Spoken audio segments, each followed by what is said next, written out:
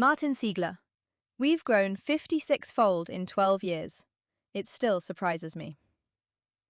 The biggest management mistake you can make is being afraid to delegate, says Seyfor's founder and CEO Martin Cígler.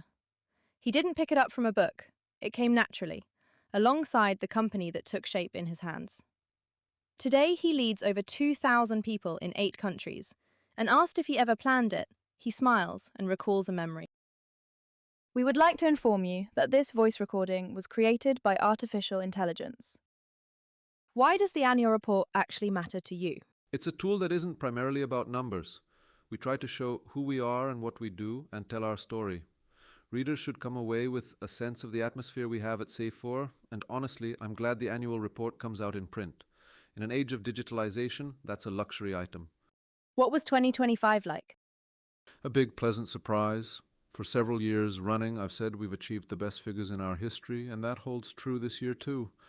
We reached a turnover of 5.5 billion Czech crowns, slightly more than expected, but the bigger surprise lay elsewhere. Audited figures show we fell just a few million short of 1 billion Czech crowns in EBITDA. This result is still distorted by consolidation.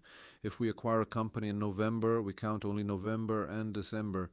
If we accounted for the full year and included other items, we'd have crossed the billion mark, and that's the most wonderful news I can share with you today. So you got what you wanted? Our EBITDA is growing faster than revenues, meaning we are ever more efficient, and that matters most to me.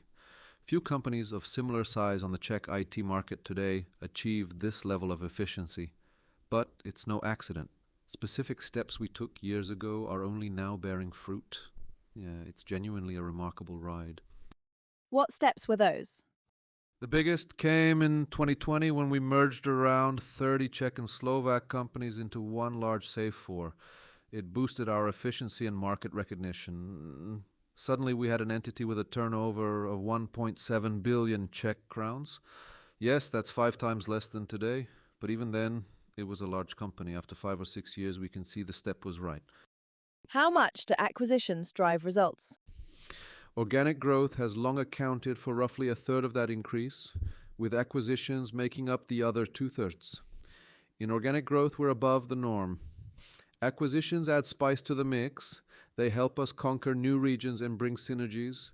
Put plainly, when I acquire a company, what I'm really buying is its people. For Seyfor, our employees are our most valuable asset. Base salaries account for around 65 to 70% of all costs, so we work hard to ensure our people are happy and enjoy coming to work. You often speak about results exceeding expectations. There's also an old story connected to that. I remember planning to expand into Europe and looking for investment. At the time, I was selling part of Cígler software to Seyfor's current majority owner, Sandberg Capital. I had a memorable presentation in which I was promising certain figures. Just recently we laughed about those projections at a meeting. The promise was nearly 10 times lower than where we ultimately ended up. You won't find an IT company in the Czech Republic or Slovakia that has grown in this way, nor anywhere else in Europe for that matter. Is growth your norm? I wouldn't call it a norm at all. Even back when we were regularly achieving 30% growth, if you'd asked whether that pace was sustainable, I'd have told you I don't know, and maybe not for long. Like if someone has a turnover of 50 million, growing to 70 isn't as hard as someone at 4 billion growing to 5.5 billion, which is what happened last year. So I believe we'll manage it because I have a fair idea how we're growing organically and know our acquisition plans, but it's a big challenge. I think it's more a dream come true than a plan. Has it always been this smooth? If I hadn't made a number of mistakes over the years, Seyfor would today be at 4 times the figures we have. On the other hand, if I hadn't taken those risks, Seyfor might not exist. Which mistake has stayed with you most? Surprisingly, it wasn't a development mistake. Around 1999 or 2000, we charged 990 Czech crowns a month for maintenance, which included calling our hotline. And I said then that for 990 Czech crowns, a customer didn't need to get through on the first try. If I could go back, I'd hire another 20 people and make sure everyone got through the first time, because nothing's worse than an angry customer. Many left for competitors who understood this and handled the seemingly minor detail, the hotline, better. Within 2 years, because of that one mistake, a product that had been the clear market leader became number 2. How hard is it to let go of the reins during growth? The biggest managerial mistake you can make is being afraid to delegate.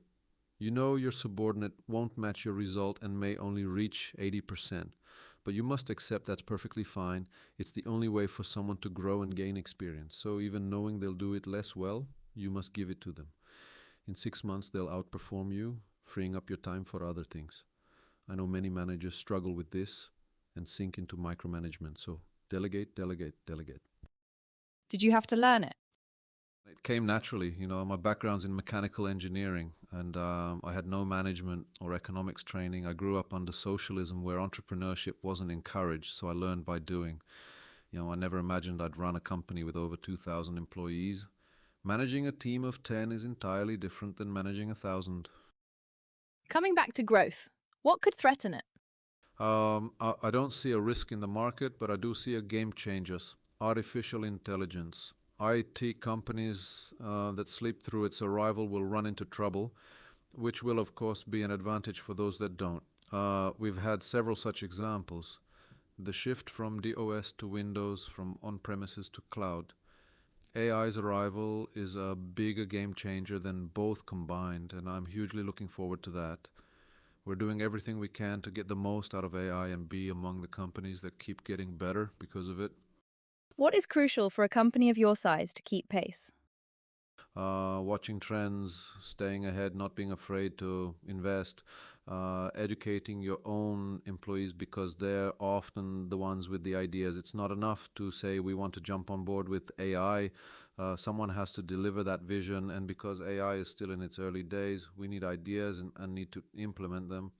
At the same time, it's no silver bullet. People will still be needed. You see that with generated photos. Some you spot at first glance, others you don't. The same applies to software. AI can create something beautiful that's nevertheless unusable for customers. So AI is a helper, not a dogma. What does that mean in practice? We tried to respond quickly, taking a step unusual for Seyfor, acquiring a smaller company, Dotykačka, now renamed Aibility, which trains companies in AI. We're developing AI solutions with their help and working to replace first-level support. We have AI hardware and are developing our own AI agents. People who are far from being programmers are vibe coding with us, and we're finding they create beautiful things. These building blocks are coming together at Seyfor. Could you still miss the boat? I hope not. A few times I've jumped into a technology that then stopped developing. For instance, the first version of Idoclad was built in Silverlight, which suddenly ended, and we had to quickly rewrite the solution in a different technology. I'm something of a poker player, and I think that should be a quality of every good leader. If you're afraid to accept the risk of failure, that's the road to ruin. Simply being carried along by events is no way forward. How is AI adopted inside Seyfor? We have someone on the board who oversees these AI activities and keeps them joined up. Individual teams have a great deal of autonomy, and we try to ensure they exchange know-how, stay alert, and share experiences. We keep track of global trends and invest considerable sums in it. Let's turn to acquisitions. In 2025, you bought Dotykačka, NPS in Serbia, and Revolution Software in Hungary. That's no shortlist. We bought the rest of the stake in Dotykačka, so we now hold 100%. Our co-owner was Redwood Capital, a fund strong in green energy, not software. It couldn't give Dotykačka anything beyond investment capital, whereas we, as a strategic partner, can take it into other countries too and go further with it. In Serbia, through M&I Systems, we bought a Dynamics implementation partner, strengthening our Microsoft business again. We entered the Hungarian market by acquiring Revolution Software, and I'm really glad because we can keep growing there. Romania is now a new market of interest for us.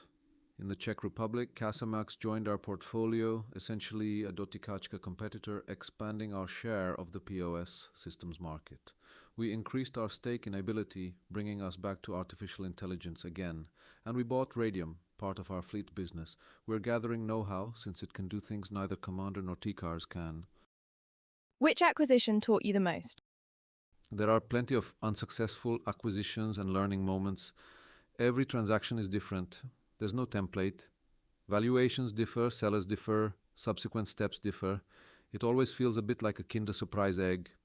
You learn something new each time. It's like a marriage. Every spouse is different. But surely you try to get on with each one. Of course, but with some it clicks immediately, and with others there's more caution. How does integration work abroad? Every country has a different culture, different legislation, and plenty of things that can surprise you. We know we'll never know it all in detail, which is why our companies abroad enjoy a large degree of autonomy. That doesn't mean there are no rules, though. Some things we make non-negotiable for our foreign operations, not just culture, but areas like IT and cybersecurity. We do business in that field ourselves, so I can't imagine having a problem with it at our own company. That would halt our own business.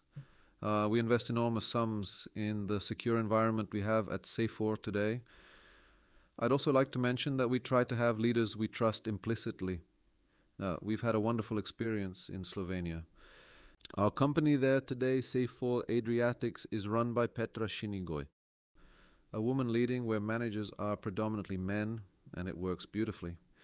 For me, that confirms that the autonomy I give our companies abroad comes back to us. Petra is a great example of a manager who grew up with the company. She went from consultant to the top role. Seeing how that system works is exactly what I'm proud of. Do you think a good relationship forms at the very start, finding you share the same DNA and goals? I always say I'd rather share the unpleasant changes awaiting a company before the deal closes, even at the risk of derailing it, than turn up a month after signing with something I know will be unpopular. There's a deal I didn't see through because that company's culture was so different that buying it would have created more problems than it solved, and that was a Czech company. What's hardest to change in new companies? When we acquire a company with 80 to 100 employees, we find its internal processes are set up for a smaller scale, at best. At worst, it has no processes at all, and suddenly it must fit into an organization of 2,000 people. We try to make all changes right after the deal. At the moment of acquisition, the company expects change and is ready for it. Wait a year and it gets used to nothing happening, then takes changes badly. How did you arrive at the acquisition strategy? It's rooted in history. Cígler Software made its first acquisition back around 1997. It's simply the way to grow. The first time is enormously difficult because you're often buying a company the same size as your own and have to raise financing. But I have the advantage of having not only bought companies but also been on the selling side myself when I sold part of Cígler Software to the current majority owner. That helps me in transactions because I can put myself in the seller's shoes. Can a company of your size actually realize synergies? It's on the agenda, but I'll say straight away that synergies are easy to talk about, and then someone has to do the work. Some parts of Seyfor have them naturally, and some are terribly hard to find. Similar companies around us report much the same experience. Take the products and solutions divisions. There's very little synergy between them. Few iDoc-lad users, busy writing invoices and not worrying about a thing, will ever think about cybersecurity. The two simply don't meet, but some areas work naturally. Applicant tracking systems, ATS. We have two, Datacroot and Recruitis, and implement them easily in other markets. Datacroot, for example, has successfully entered Serbia, and Recruitis is establishing itself in Slovakia, complementing local ERP systems there. It works. What's Seyfor's vision now? Seyfor has a very broad span. Our portfolio ranges from small invoicing software to bespoke solutions, custom systems, and systems that run government.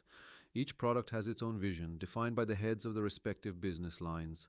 But Seyfor's overarching vision is clear. We want to be one of the largest European suppliers of IT systems. What will 2026 bring Seyfor? Seyfor is growing fast before our eyes. We think a milestone like the major 2020 merger lies ahead to bring us closer to customers and boost efficiency. That will be the defining event of 2026 and 2027. What's ahead for you? I spent early this year traveling, as usual, at the Dakar Rally, then Greenland, and in April I returned from Nepal. The trip was a gift from our majority investor for my 60th birthday, but I couldn't take it sooner. I came back with fresh ideas and in good spirits. And this year, I'll have 2 new grandchildren. I live for these family joys. Thank you very much. You can hear the story of Martin's journey in the next episode of the podcast.